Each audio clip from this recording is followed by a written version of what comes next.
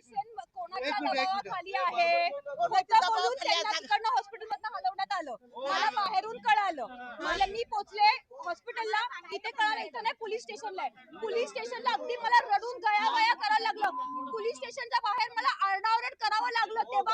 तेव्हाही सांगितलं, त्यानंतर तिकडनं बाहेर काढलं. तिथेही मला सांगितलं की हे काय आणि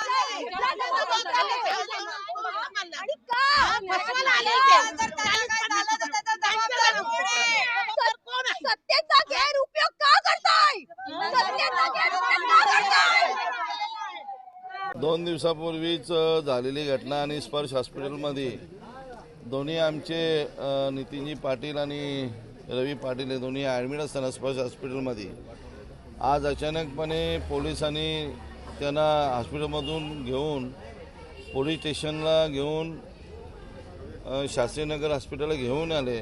खरं तर अतिशय ही निंदनीय गोष्ट आहे, कारण कोणाला न कळवता पोलिसांनी केलेला दडपशाही पोलिसांचा निषेध करतो. कारण या पेशंटचा वाढलेला BP, पेशंटची झालेली कंडिशन बॅड आणि त्यामुळे आपण त्यांना आज ठाण्याला शिफ्टिंग करायचा निर्णय घेतला. डॉक्टरांनी निर्णय की ताबडतोब आपण यांना शिफ्टिंग केलं पाहिजे, कारण ऑक्सिजनची लेवल अतिशय कमी झालेली आहे पेशंटची. हार्टचाही BP वाढलेला असल्यामुळे ताबडतोब आपण त्यांना ठाण्यामध्ये शिफ्टिंग करत आहोत. पण पोलिसांनी केलेली कारवाई ही निंदनीय आहे, म्हणून मी त्याचा निषेध करतो. कुठल्या प्रकारचा दडपशाही आहे पोलिसांना माहीत नाही, कुठल्या प्रकारचा दबाव आहे माहीत नाही, पण आज जी कारवाई केली आमच्या या दोन्ही उमेदवारांवर ती अतिशय निंदनीय आहे.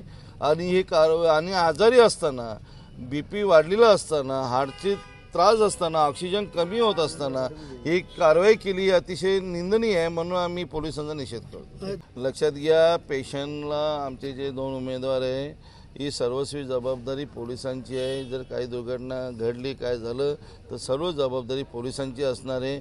दुसरं आम्हाला काय बोलायचं आहे, कारण आमचे हे 2 उमेदवार आहे. तब्येत बिघडलेली असताना सुद्धा त्यांच्या कारवाई होते अतिशय चुकीचे आहे आणि आम्ही त्याचा निषेध करतो आणि ही सर्वस्वी जबाबदारी पोलिसांची.